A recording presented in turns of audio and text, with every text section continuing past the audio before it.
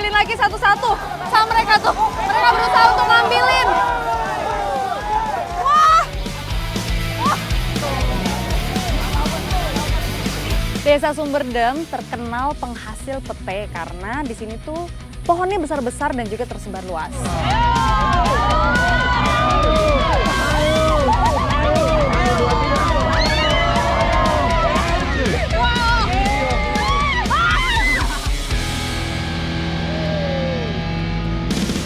Jadi ini kita harus konsentrasi memilih jalurnya karena sulit sekali dilalui.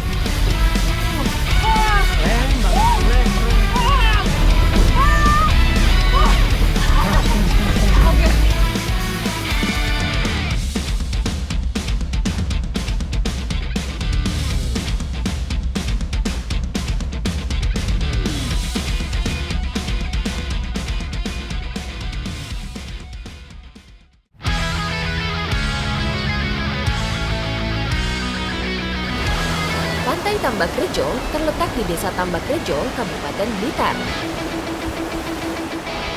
Berjarak kurang lebih 30 km ke arah selatan kota Blitar.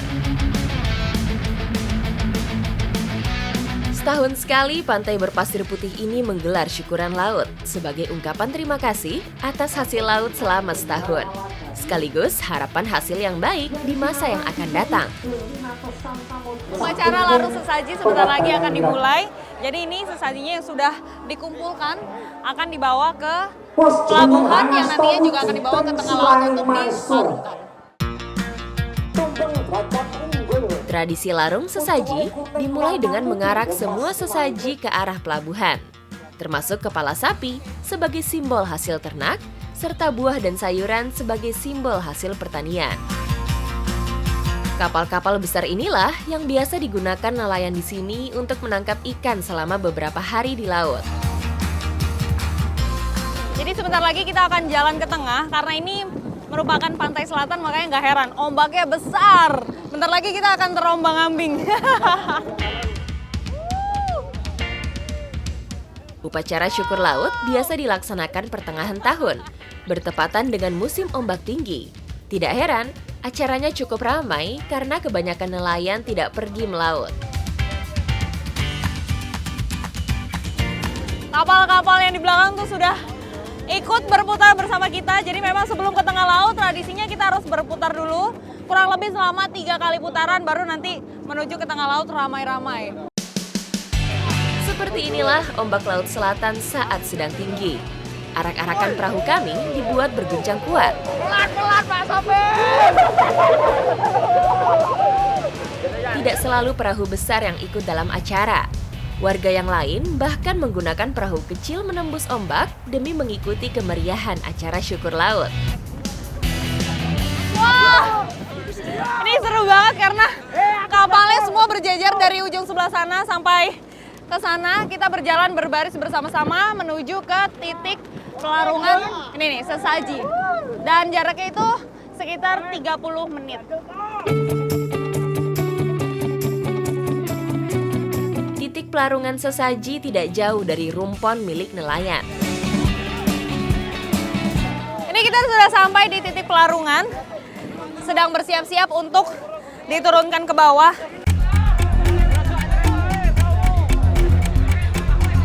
Suasana seketika berubah menjadi riuh. Beberapa kapal mulai mendekat ke arah kami. Semua sudah bersiap untuk berebut sesaji yang akan dilarung ke laut.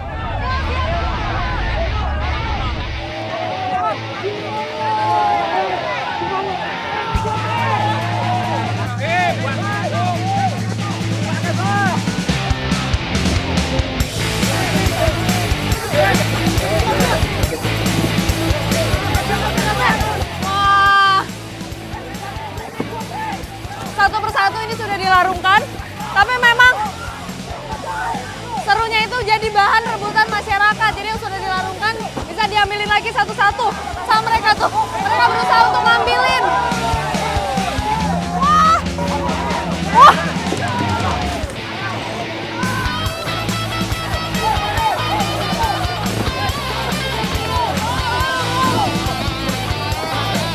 Semua warga sangat antusias. membawa pulang sesaji yang berhasil mereka dapat. Nih, hasil pelarungan yang tadi saya dapat nih, lumayan bisa dikalungin. Ini boleh dibawa pulang kan? Wow, boleh. Pelarungan sesaji atau sedekah laut ini memang sengaja dilakukan setiap 1 tahun sekali supaya harapan mereka itu memiliki rezeki yang berlimpah lagi, hasil lautnya juga banyak, terus masyarakatnya juga makmur. Berarti ini kita bisa kembali ya Pak? Bisa kembali. Sekarang kita akan kembali ke darat lagi dan melanjutkan aktivitas selanjutnya. Ikuti jejak saya, jejak petualang.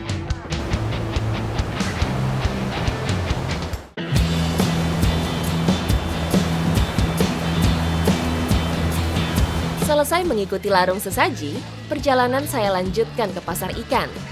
Tidak jauh dari pantai. Hasil laut di Tambak Rejo ini memang banyak sekali variasinya. Nih kelihatan nih di depan saya udah berbagai jenis ikan. Ada ikan cakalang, ada barakuda, terus ada lagi ada ikan manyung, ada udang juga. Nah, pokoknya banyak sekali. Dan supaya memiliki nilai jual yang tinggi, di sini biasanya diolah menjadi ikan asap. Nah, saya penasaran nih kira-kira seperti apakah ikan asapnya? Ikuti jejak saya, jejak petualang.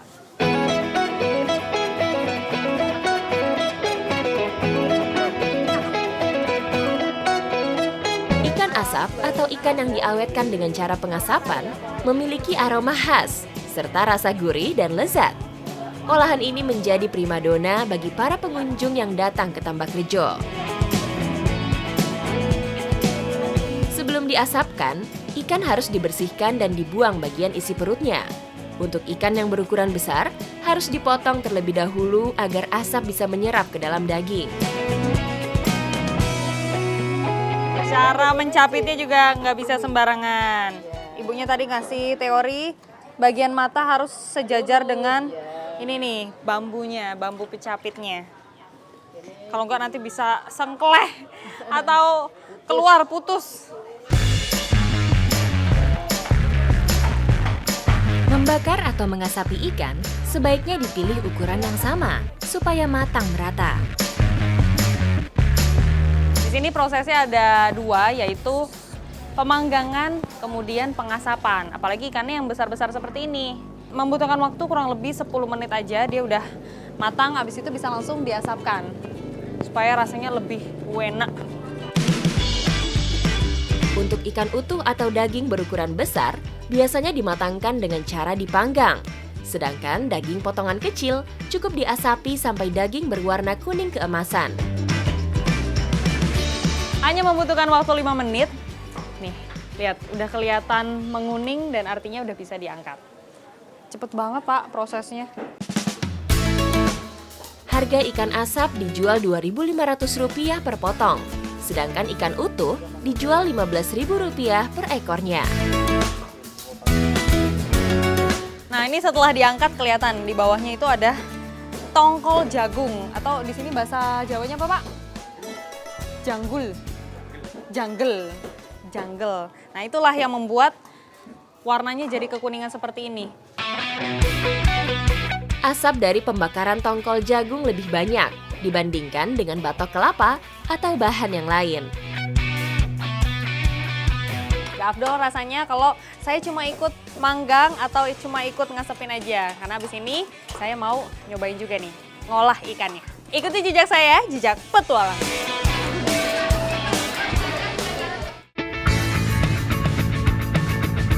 Ditemani Pak Puji dan Pak Budi, siang ini saya akan mencicipi lezatnya ikan asap buatan sendiri. Bumbu sudah lengkap, tinggal dipotong tipis-tipis. Ikan asapnya akan diolah menjadi ikan asap labu bakar. Ini setelah diasapkan rasanya aja udah enak, apalagi kalau ditambah dengan bumbu-bumbu yang akan saya buat nanti. Ikan saya potong dadu agar bumbu cepat meresap. Potong juga cumi-cumi. Saya menambahkan tempe busuk khas Jawa Tengah dan Jawa Timur agar masakan semakin nikmat. Ini bumbu-bumbu yang sudah diiris, dicampurin dulu ke ikan-ikannya. Setelah diaduk merata, baru kita masukin ke labu, abis itu dibakar. Bumbu sengaja tidak saya ulek supaya lebih beraroma ketika dimakan. Kami memanfaatkan labu sebagai alat masak alami, sekaligus bisa dimakan sebagai pengganti nasi.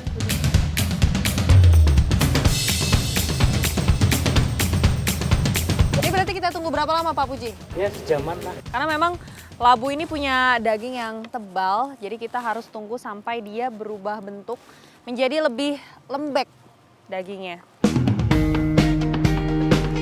Dalam kondisi darurat, selain labu, bisa juga memanfaatkan pepaya muda sebagai alat masak pengganti panci. Ini labunya kita bakar tapi ditumpuk-tumpukin kayu bakar di bagian atasnya supaya matangnya nanti merata juga.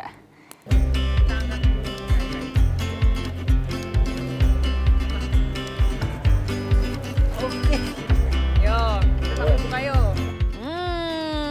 Udah jadi. Ayo Pak, ini tinggal kita santap aja. Jangan malu-malu, diambil. Bentar, saya lagi nyari nih, ikannya mana ya? Ini nih. Enak banget. Dagingnya empuk, terus ini ada kuah-kuahnya. Jadi airnya itu memang berasal dari labu yang dibakar, dia menghasilkan cairan seperti ini jadinya kuah, jadi semakin sedap.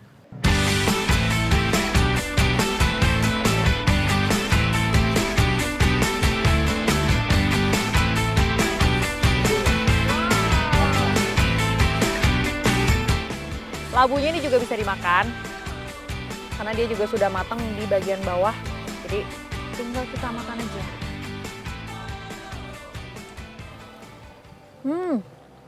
Enak Pak, masih anget. Hangat ya.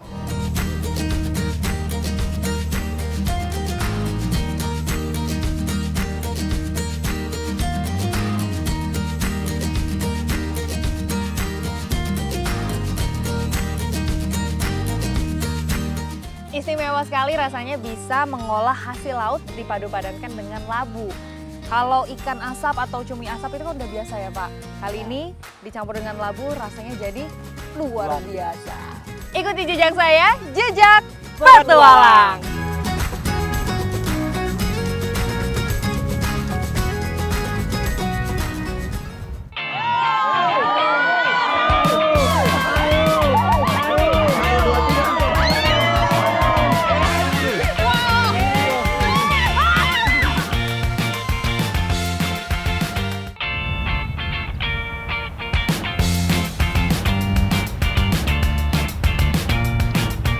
Dari Kabupaten Blitar, petualangan saya lanjutkan ke kota Batu Malang.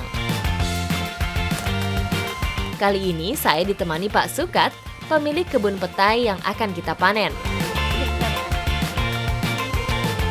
Desa Sumberdem terkenal penghasil petai karena di sini tuh pohonnya besar-besar dan juga tersebar luas. Ini saya masih terheran-heran karena pohonnya sebesar ini. Nih, kalau saya peluk, udah nyampe tangannya, saking besarnya. Ini umurnya bisa mencapai 50 tahun, tapi masih bisa dipanen. Luar biasa keren banget.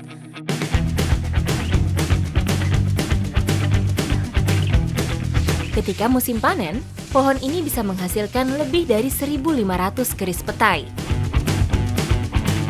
Bahkan saat sudah di atas, Pak Sukat masih membutuhkan galah untuk menggapai buah yang berada di ujung pohon.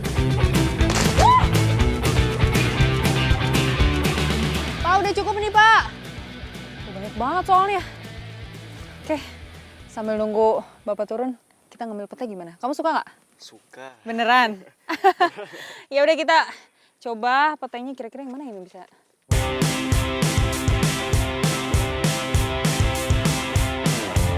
Petai biasa dijadikan lalapan atau diolah menjadi beberapa jenis masakan.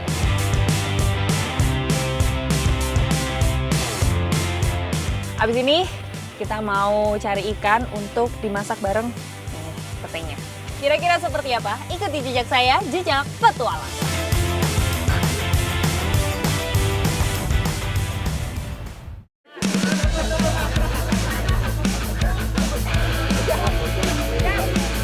Ternyata warga Sumberdem sudah berkumpul semua di situ ramai-ramai untuk mencari ikan. Seru banget. Saya mau join ke sana. Menangkap ikan bersama seperti ini biasa dilakukan warga di sini setahun sekali. Dilakukan untuk memilih ikan yang sudah siap konsumsi dan yang masih harus dibesarkan. Ayo kita giring ya. Ayo. Turun. Yang depan turun. Yo. Depan turun. Depan turun. Hey. Ya, darah. Oh, patuh. Gimana seruannya? Harus banyak orangnya. Dan kita membutuhkan kerjasama supaya mendapatkan ikan yang banyak juga.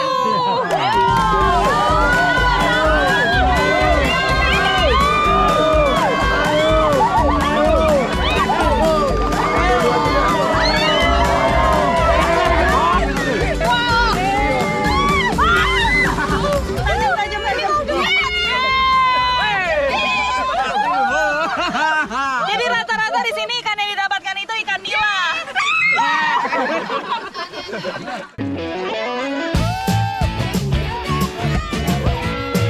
Ikan asal Afrika Timur ini sudah tersebar luas ke seluruh penjuru negeri sejak tahun 60-an.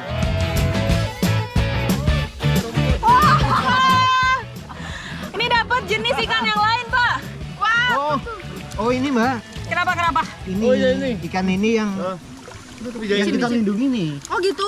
Jadi ini nggak bisa dikonsumsi ini nanti. Oh, ini nggak boleh berarti. Harus Ini kita kan apa, Pak? rilis lagi.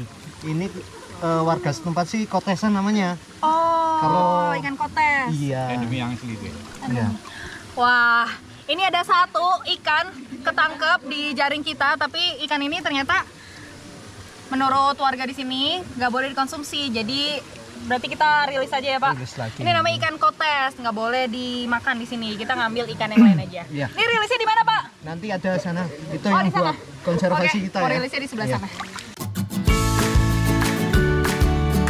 Ikan kotes atau sering disebut dengan ikan gabus gunung merupakan salah satu jenis ikan yang bisa ditemukan di desa ini. Karena jumlahnya yang terus berkurang, warga membuat aturan larangan penangkapan untuk melestarikannya.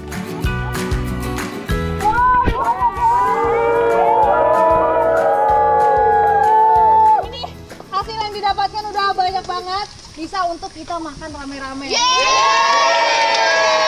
Jadi di sini kita akan masak dan makan rame-rame, oke? Oke. Ini jejak saya, jejak.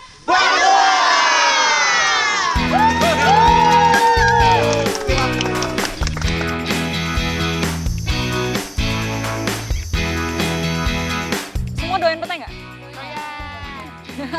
Harus makan. Ini nih, petenya sudah terkumpul banyak, terus ikannya juga lagi dibersihin. Kalau masaknya rame-rame kayak gini, jadi semakin hangat rasanya. Apalagi tadi kita udah seru-seruan, dingin, nangkepin ikan. Sekarang menghangatkan diri, mau masak ikan pepes, Ikan pepes bakar pete. Siapkan bumbu, lalu kupas petai dari kulit terluarnya. Karena rasa lapar dan aroma petai yang menggugah selera, kami berbagi tugas dan bergegas masak. Peras jeruk nipis, lalu siapkan semua bumbu yang sudah dipotong halus. Nah, ini bumbunya kalau udah dimasukkan seperti ini, jangan lupa daun jeruknya sebagai penawar amis. Nah, kalau udah gini, tinggal dibungkus, nanti dicampur pete biar semakin sip rasanya. Terakhir, taburkan petai yang sudah dikupas. Kami memakai pelepah pisang untuk membungkus ikan agar tidak gosong saat dibakar. Nah, ini sekarang sudah siap untuk dipanggang.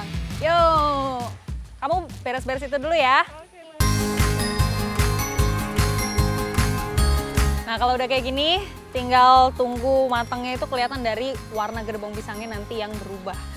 Jadi kalau misalnya kayak gini lebih enak nih, ikannya akan matang merata karena dia nggak langsung kena api.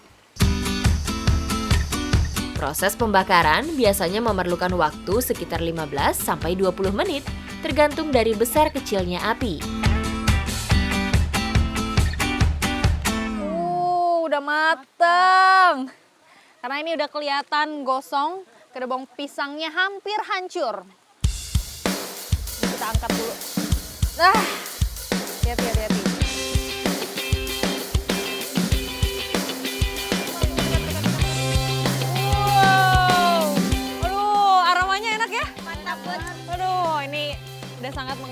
sekali.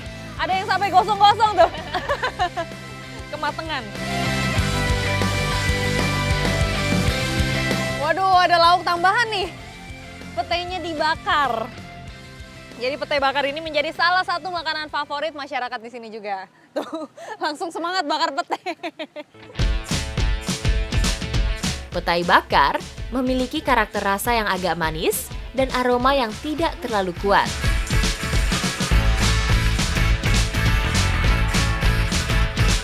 Ayo langsung eksekusi. Setelah nyebur ke sungai yang dingin, ditambah aroma petai yang menggoda, Gimana rasanya? kami sudah tidak tahan lagi menahan perut yang keroncongan. Makan tenan. Iya rasanya. Enak tenan, Mbak. Enak tenan. Abisin ya. Siap.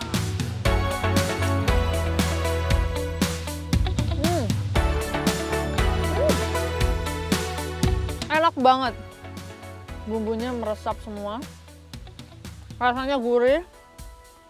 Terus ada pedes-pedesnya. Mantap. Apalagi tadi kan ada petainya menambah aroma jadi semakin sedap. Khas banget ya jadinya. Nih.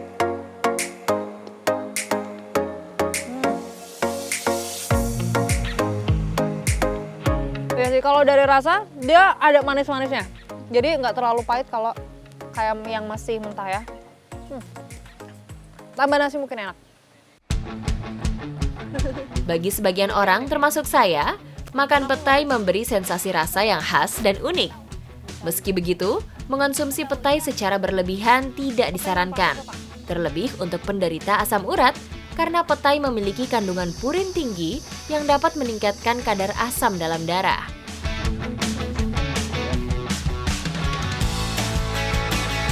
Makan bersama-sama seperti ini terasa lebih nikmat karena bisa mempererat tali persaudaraan antar warga. Pas banget nih, makanan kita juga ada ikan dipadu-padankan dengan petai yang banyak manfaatnya. Ikuti jejak saya, jejak petualang.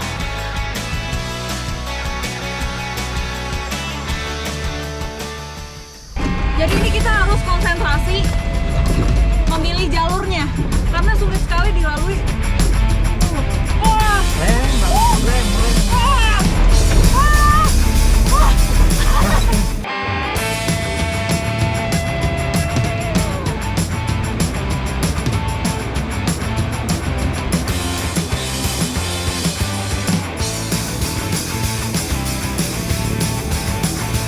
Petualangan saya nggak lengkap rasanya kalau tidak melakukan petualangan ekstrim. Kali ini saya akan off-road bersama komunitas Batu AR Adventure. Tujuan kami adalah perkebunan apel yang akan dipanen.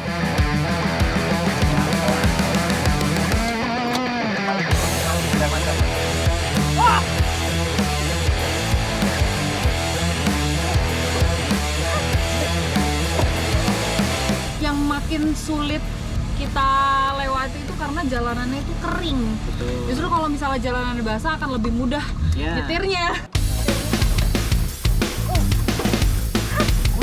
Terlebih, mobil yang saya kendarai tidak dilengkapi dengan power steering, sehingga perlu tenaga yang kuat untuk memutar kemudi.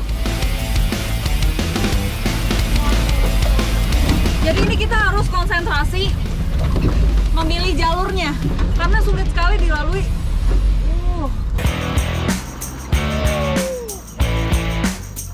Dengan kondisi medan seperti ini, saya harus segera melepas setir saat ban mobil menghantam batu atau gundukan tanah dengan keras.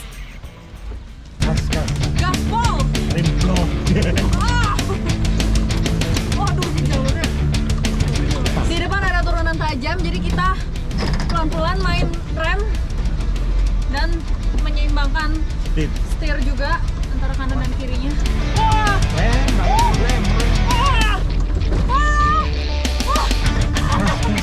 Oke.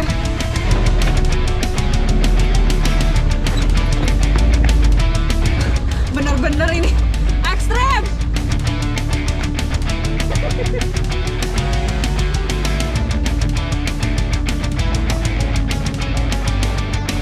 Ada 20 mobil ikut bersama saya kali ini. membuat perjalanan kami semakin seru. Oh my God. Wah! Tadi ada lubangnya dalam, terus di depan kita juga Lumpur. sudah ada lumpur. Ini obstacle yang baru.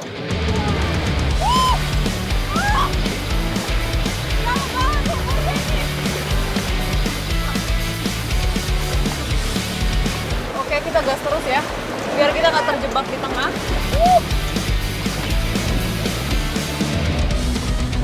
Jalur yang kami lewati cukup bervariasi, mulai jalanan berbatu hingga tanah berlumpur.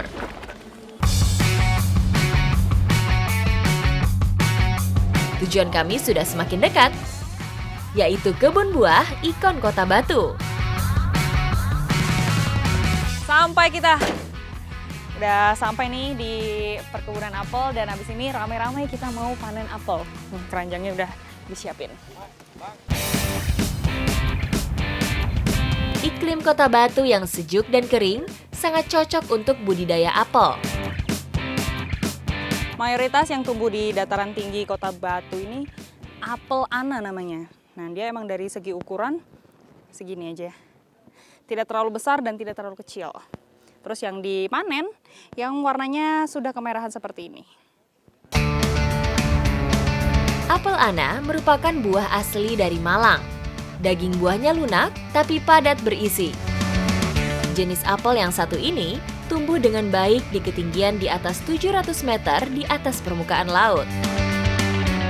Dalam satu pohon bisa menghasilkan buah hingga 20 kg. Mas. Nah. Oke, ada lagi. Asik. Cepet banget loh. Kalau panennya rame-rame kayak gini, enak. Langsung banyak. Ini udah 2 keranjang nggak berasa. Sesekali kami harus memanjat karena pohonnya cukup tinggi sehingga sulit dijangkau. Petualangan kami menempuh hamparan kebun apel berakhir manis. Bersama teman-teman dari AR Batu Adventure, saya bisa merasakan pengalaman seru panen buah kebanggaan negeri sendiri, sekaligus ikon Kota Malang.